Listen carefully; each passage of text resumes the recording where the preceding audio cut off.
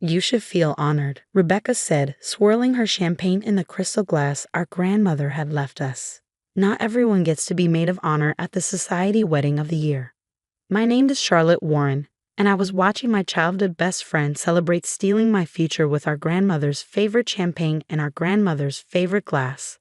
The same grandmother who had trusted us to share her estate equally, believing until her last breath that her two beloved granddaughters would honor her wishes.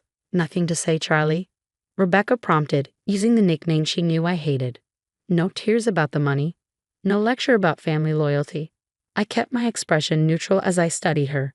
The designer dress that probably cost more than most people's monthly salary, the enormous diamond ring her fiancé Thomas had surprised her with, the wedding planning binders spread across what used to be our grandmother's antique desk.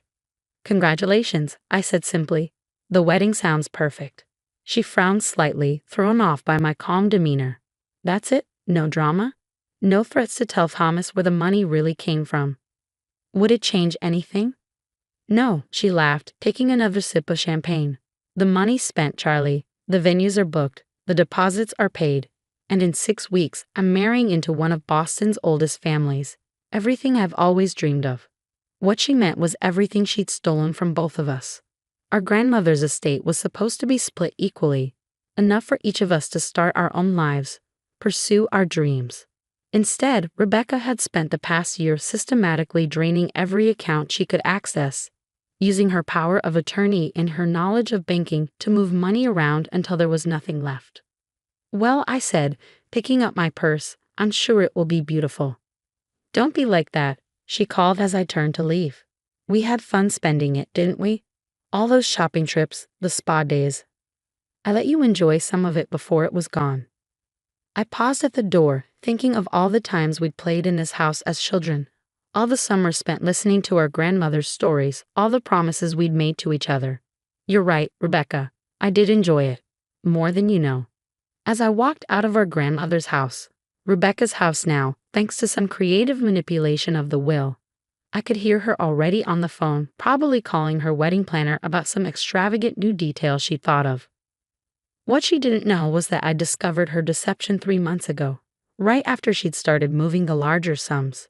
She thought she was being clever, using her banking background to hide the transfers, but she'd forgotten one crucial detail. I worked in digital forensics. The drive home was quiet. Through the car windows, I could see Boston's familiar skyline, the same view I'd grown up with. The same view our grandmother had loved right up until the end. My phone buzzed. A text from Maya, my colleague and one of the few people who knew what I'd been planning. Is it done? Phase 1 complete, I replied. She doesn't suspect a thing. Maya was one of 3 people who knew what I'd been quietly preparing since I first discovered Rebecca's betrayal. Like me, she'd seen through the perfect facade. The extravagant spending, the whirlwind romance with Thomas, the carefully constructed image of the society bride-to-be. As I pulled into my apartment complex, I passed Mrs. Chen from next door, who gave me a sympathetic smile. She'd been friends with our grandmother, had watched Rebecca and me grow up. She knew what was happening. I'd probably seen through Rebecca's act from the beginning. Such a shame, she'd said to me last week. Your grandmother would be heartbroken. But that was where Mrs. Chen was wrong. Our grandmother hadn't been naive, she'd been strategic. What Rebecca never understood was that the estate she thought she'd cleverly stolen was only part of the picture. I entered my apartment and went straight to my home office, where Maya was waiting with our other conspirators, James from cybersecurity and Lisa, our grandmother's former secretary. Everything's in place, Maya said as I walked in. We're just waiting for your signal. I nodded, setting my bag down and looking at the wall of monitors they'd set up. Each screen showed different aspects of our plan: bank records, property deeds, social media feeds, and most importantly, the evidence we gathered of Rebecca's systematic theft. How long until she novices? Lisa asked, her legal pad already covered in notes. She won't, I replied. Not until the wedding day. That's what she cares about most, her perfect society wedding. I thought back to how this all started. Rebecca and I had grown up together, raised by our grandmother after our parents died in a car accident. We were more than cousins. We were sisters, best friends. At least, that's what I believed. But Rebecca had always wanted more. While I was content with our comfortable life, She dreamed of joining Boston's elite.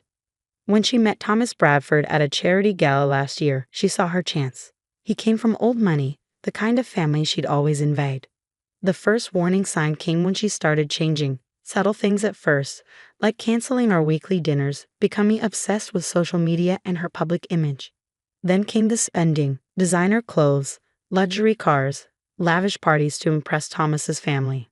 I trusted her when she said she was just enjoying our inheritance, celebrating our grandmother's memory. That was my first mistake.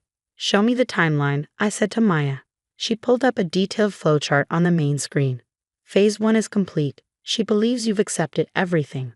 Phase 2 starts next week, when the wedding vendors begin receiving their payment confirmations. James nodded. All the fake transactions are in place. As far as any of them know, they've been paid in full. And Thomas? I asked. Still completely in the dark about where the money really came from, Lisa confirmed. He thinks Rebecca's family was just, well off. I smiled slightly. Rebecca had played her part perfectly, crafting an image of old money and refined taste. She'd even started speaking differently, adopting the subtle mannerisms of Boston's upper class. My phone buzzed. A text from Rebecca. Don't forget, final dress fitting next week. Try not to look too devastated about the money. We wouldn't want to ruin the photos. I showed the message to my team. She really thinks she's won. Are you sure about the timing? Maya asked. We could expose her sooner, stop the wedding before. No, I cut her off. She wants her perfect day. Let her have it, right up until the moment it falls apart. I turned back to the monitors, watching as our plan continued to unfold. Rebecca thought she'd inherited a substantial estate and spent it all on her dream wedding. What she actually gotten was access to the smaller trusts, the one our grandmother had set up knowing it might be misused. The real estate, the investment accounts, the family business, all of that had been quietly transferred into a separate trust years ago. A trust that would only activate under specific conditions. Start the sequence, I told James. Make sure everything looks perfect right up until the wedding day.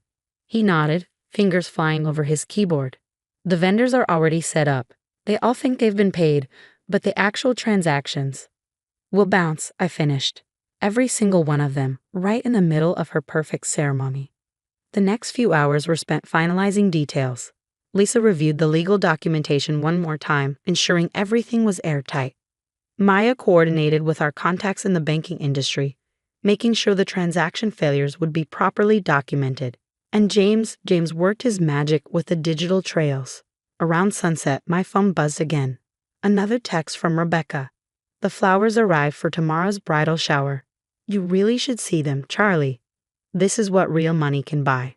I showed the message to the others. She really has no idea what's coming, does she? Lisa said, shaking her head. Rebecca always did confuse wealth with worth. I replied, tomorrow she starts learning the difference. The morning of Rebecca's wedding dawned bright and clear, perfect weather for what Boston's social pages were calling the event of the season. I stood in front of the mirror in the bridal suite of the Fairmont Copley Plaza, adjusting my maid of honor dress while Rebecca fussed with her custom Vera Wang gown. Everything has to be perfect, she said for the 100th time, scrutinizing her reflection. Thomas's family expects nothing less. I smiled, checking my phone discreetly. A message from Maya flashed across the screen. All systems ready. Vendor payments failing in sequence. Don't worry, I told Rebecca, tucking my phone away. Everything will be exactly as it should be. The bridal suite was a flurry of activity. Hairstylists, makeup artists, photographers, all carefully selected to create Rebecca's fantasy wedding. Each one had received confirmation of payment, not knowing that those confirmations were as hollow as the bride's promises. I still can't believe it's finally happening, Rebecca gushed, accepting a glass of champagne from one of her bridesmaids.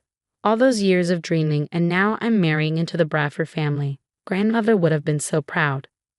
I bit back a response, thinking of the real pride our grandmother had taken, not in social status or wealth, but in honesty and integrity. Values Rebecca had conveniently forgotten. My phone buzzed again.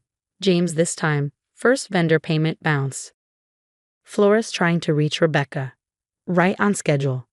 Oh God, one of the bridesmaids suddenly exclaimed, looking at her phone. Rebecca, the florist is saying there's a problem with their payment. Rebecca's face tightened slightly, but she maintained her composed smile. It's just a mix-up. Charlie, be a dear and handle it. Of course, I said smoothly, stepping out of the suite.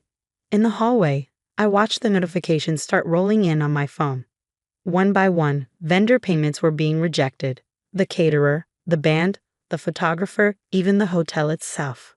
I dialed Maya. How's it looking? Beautiful chaos, she replied. The florist is threatening to remove the arrangements, the caterer is demanding immediate payment, and the hotel manager is heading up to speak with Rebecca right now. As if on cue, I saw the manager striding down the hallway, his face set in a professional mask of concern. I stepped aside as he knocked on the bridal suite door. Miss Warren, he called. We need to discuss an urgent matter regarding payment. The door flew open, revealing Rebecca in her wedding gown, her carefully applied makeup already showing signs of stress. What do you mean, payment? Everything was handled weeks ago. I'm afraid there seems to be a problem with all the vendor payments, the manager explained. The transactions have been rejected by your bank. Rebecca's face went pale. That's impossible. I have the confirmation emails. Yes, well, the manager cleared his throat. It appears those confirmations were premature. We'll need immediate payment to proceed with the wedding. I watched as Rebecca's perfect facade began to crack. She fumbled for her phone, probably trying to access the accounts she thought were still full of our grandmother's money. This is insane, she muttered, her fingers shaking as she typed. The money was there. I checked yesterday. Problems? I asked innocently. She grabbed my arm, pulling me back into the suite. Charlie, I need you to help me fix this. There must be some mistake. Like the mistake you made when you stole my inheritance? I asked quietly. She froze, really looking at me for the first time that day. What did you do?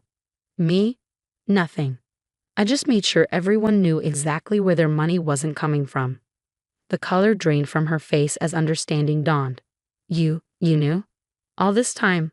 I knew everything, Rebecca. The fake transfers, the emptied accounts, even the lies you told Thomas about your family's wealth.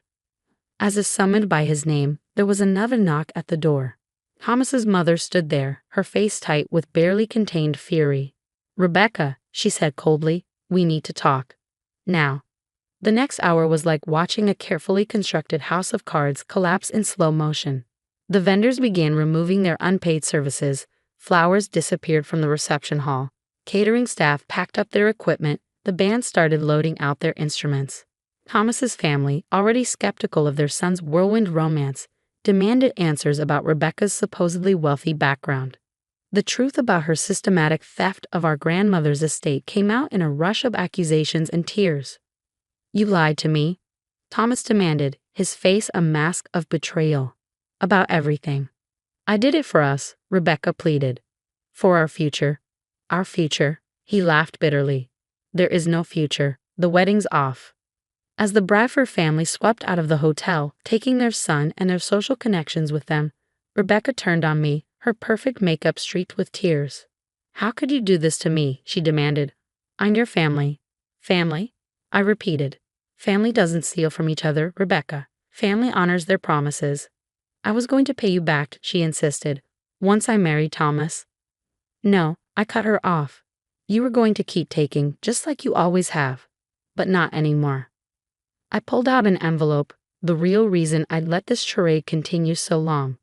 Grandmother left more than just the money you stole, I explained, watching her face as understanding dawned. She left instructions, conditions for the real inheritance. Real inheritance? Rebecca whispered. The family business, the properties, the investment accounts all held in a separate trust. A trust that would only activate if one of us proved worthy of it. And you think you're worthy? She spat. No, I said quietly. I think neither of us was until today. Grandmother knew one of us might be tempted to take advantage of the other.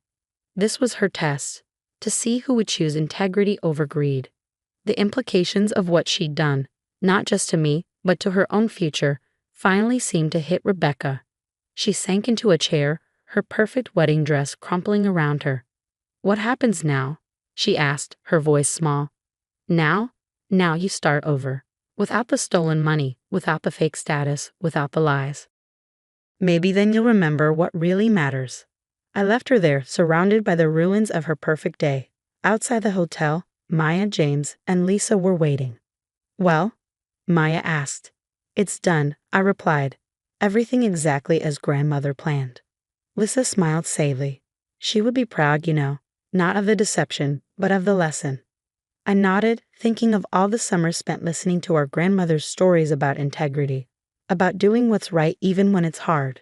She had known this day might come, had prepared for it in her own way. The next few weeks were a blur of legal proceedings and media coverage.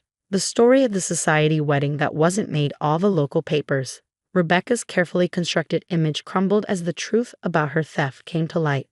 She left Boston shortly after, unable to face the social humiliation. Last I heard, she was working at a bank in Seattle, starting over from scratch. The family business continued under my leadership, guided by the principles our grandmother had taught us. The real inheritance wasn't just the money or the properties, it was the understanding that true wealth comes from integrity, not deception.